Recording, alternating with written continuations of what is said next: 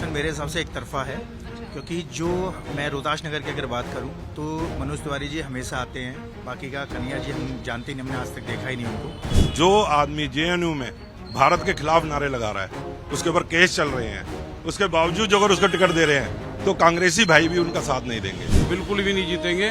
मनोज तिवारी जी यहाँ के फेमस, बड़े मतलब एक कहना चाहिए ना, फेमस कैंडिडेट हैं। हर कोई आदमी के साथ आना जाना मिलना जुलना। दिल्ली के नॉर्थ ईस्ट इलाके से मनोज तिवारी के सामने कांग्रेस ने कन्हैया कुमार को उम्मीदवार बनाया है। ऐसे में इस वक्त हमारी मौजूदगी नॉर्थ ईस्ट इलाके में है, रोहतास ईस्ट का ये इलाका। ऐसे में लोग क्या सोचते हैं कि क्या मनोज तिवारी के लिए मुश्किलें जो है वो बढ़ जाएंगी, कन्हैया कुमार उनके सामने होंगे, या फिर एक बार फिर से मनोज तिवारी यहां से जीत दर्ज करेंगे। इस इलाके में हम पहुंचे हुए हैं, यहाँ पे तमाम लोगों से हम बात करेंगे। आप देख सकते हैं आसपास यहाँ कई सारी शॉप्स आपको नजर आ रही होंगी, कई मोबाइल की शॉप से, कपड़ों की शॉप से। एक तरह से यहाँ पर आप देख सकते हैं व्यापारी वर्ग जो है वो ज्यादा है। अब व्यापारी वर्ग क्या सोचता है कि क्या फिर से बीजेपी की सरकार आनी चाहिए या फिर बदलाव जरूरी है। सर आपकी दुकान है यहाँ पे, क्या नाम है सर आपका? सुशील कुमार। सुशील जी, आप यहाँ पे कितने सालों से हैं?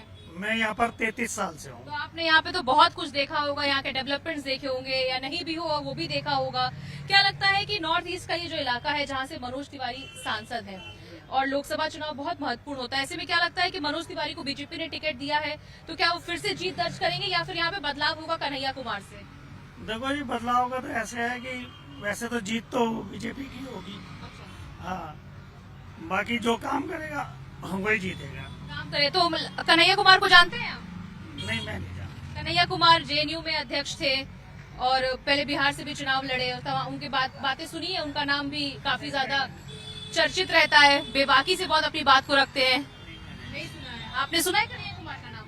कभी कभी सुने, एक बार सुना था। सुना है। क्या लगता है उनको कांग्रेस ने ऐसे टिकट दिया, क्या सोच के दिया होगा? सोच के तो सब ये था कि जीतेंगे, बाकी वो पब्लिक निर्णय करेगी कि कौन जीतेगा। अच्छा, आपको क्या लगता है यहाँ से कौन जीत रहा है? हमारे तरफ से तो मनोज तिवारी जीतेगा। मनोज तिवारी क्या काम करते हैं आप?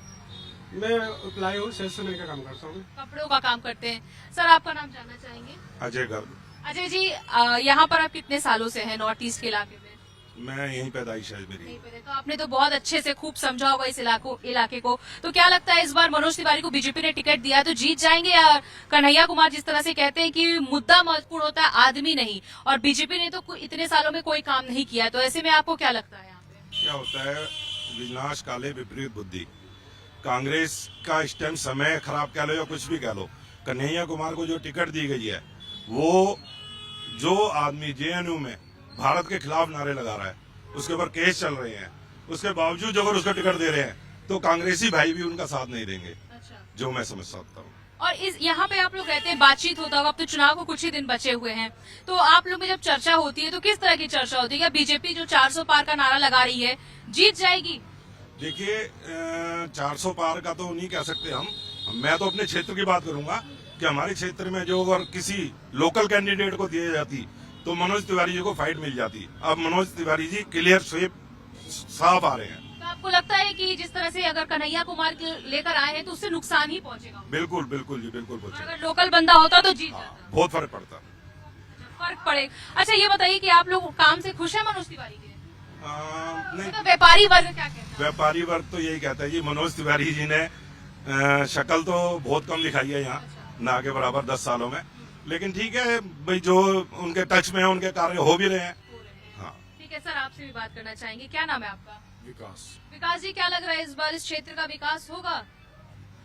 मैडम, विकास तो यहाँ पे पिछले 15 सालों से रुका ही हुआ है। रुका हुआ है, तो क्या लग रहा है बदलाव हो जाएगा क्या?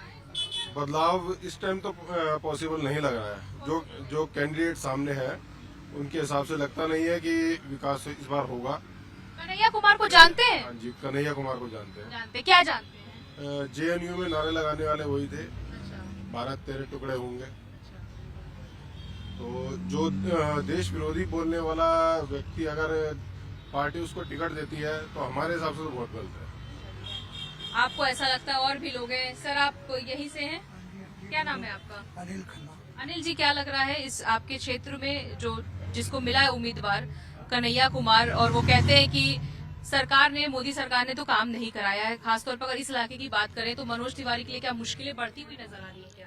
देखिए ऐसा है कि कोई मुश्किल तो नज़र आ नहीं रही, क्योंकि मनोज तिवारी जी पुराने कैंडिडेट हैं और मैं नहीं समझता कि उन्होंने काम नहीं करा, क्योंकि जितना काम एक एमपी की कॉन्स्टिट्यूंसी में होता है उस हिसाब से वो करते हैं। और सबसे बड़ी बात यह है कि वो अपने लोगों से मिलते जरूर हैं, उनको कहीं भी कोई बुला ले तो आते जरूर हैं, किसी के यहाँ फंक्शन हो, दुख दर्द हो, सब जगह आते हैं। अच्छा ये बताइए, इस क्षेत्र की अगर बात करें तो कुछ साल पहले बहुत दंगे हुए थे, नॉर्थ ईस्ट इसलिए भी जाना जाता है, तो यहाँ पे काफी लोगों ने पलायन भी किया इस क्षेत्र से।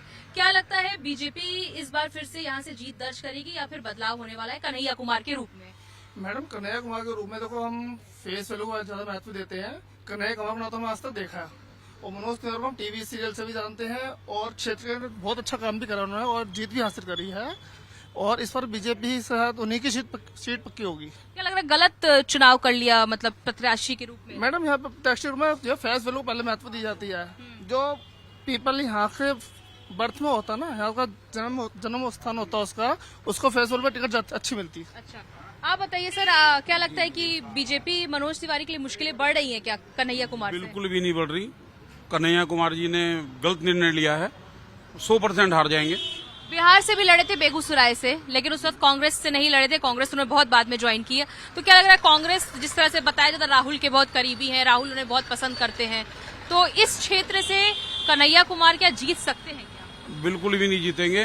मनोज तिवारी जी यहाँ के फेमस बड़े मतलब एक कहना चाहिए ना फेमस कैंडिडेट हैं। हर कोई आदमी के साथ आना जाना मिलना जुलना, ऐसा नहीं है कि मैं कोई बीजेपी कार्यकर्ता हूं तो मैंने बीजेपी के लिए हमें यहाँ मिला दी, ऐसा कुछ नहीं है। एक आम आदमी के रूप में जो मैं देख रहा हूँ, भारतीय जनता पार्टी मोदी जी की सरकार तय है, बननी ही बननी है। अच्छा यहाँ पे तमाम सारी दुकानें मैं देख रही हूँ अलग अलग, यहाँ पे जब चर्चा होती होगी व्यापारियों में, तो किस तरह की अभी लोकसभा चुनाव को लेकर चर्चा है?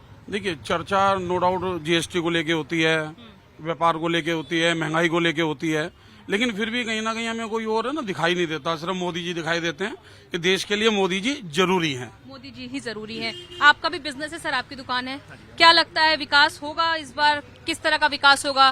कन्हैया कुमार के रूप में विकास होने के लिए आप चाहते हैं या फिर आप चाहते हैं कि एक बार फिर से मनोज तिवारी यहाँ से सांसद बने? देखिए जी, ये इलेक्शन मेरे हिसाब से एक तरफा है, क्योंकि जो मैं रोहतास नगर की अगर बात करूं तो मनोज तिवारी जी हमेशा आते हैं, बाकी का कन्हैया जी हम जानते नहीं, हमने आज तक देखा ही नहीं उनको, और जो काम करता है वो यहाँ माना जाता है, और शायद कन्हैया जी एक तरफा नहीं है यहाँ पे और मनोज जी ने काम किया है। अच्छा, मतलब कन्हैया कुमार को आप लोग ने कभी देखा नहीं, आप जानते नहीं। मनोज जी हमेशा चाहे रैली हो चाहे कुछ भी हमेशा आते हैं, कोई परेशानी हो तब भी दिखते हैं।